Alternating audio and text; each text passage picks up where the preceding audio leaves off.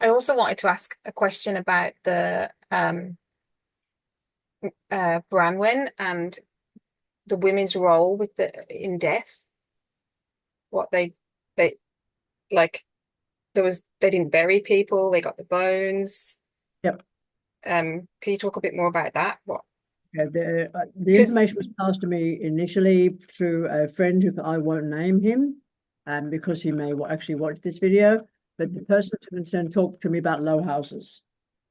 Now, low houses were known particularly in Scotland, what's now called Scotland. So there's different kinds of marriages.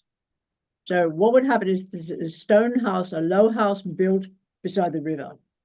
It's built deep into the soil so that when a person dies, they get chucked in the low house, stone. Over a period of season, 2 seasons, 3 seasons, all the flesh and body parts sinks into the soil.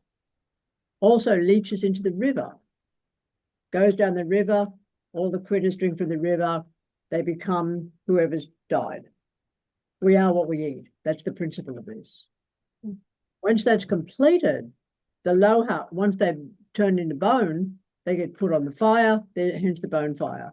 Some people would be put into bogs, some people would be buried deeply within soil, which would have changed a lot of the lay of the land to do with what's been put in the ground. So with the bones, then what would happen once the bones of those particular relatives were what was left over after the bugs and the beetles and the ants and the just decomposition, happens, is they move the low house to the other side of the river, start again. That piece of ground that would have been underneath the low house is then cut into squares, and that would be swapped with another tribe, and that's considered a marriage. So that turf then goes into the soil of another person's territory. All the cattle that eat off the soil, the grass, then eat off the relatives that were part of that other tribe. Hence, the concept of a marriage takes place to do with the land and not just between the fruit of the land, which is, of course, us like fungi.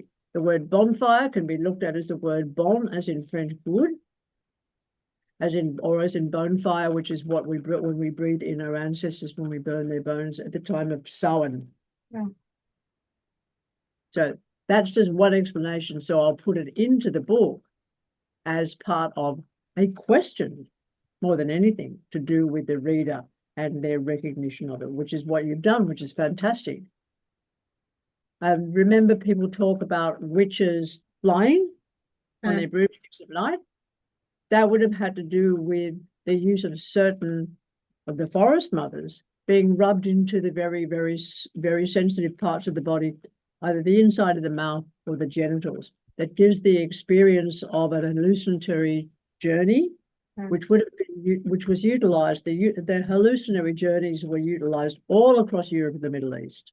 So were they used to help someone not pass over, but when they die, would that be used in that way?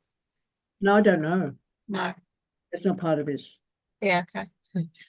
Um, when you were talking about the turf, then it's just that's what Irish families use for in their fire is the turf. Yeah, I know. You can see why they do that.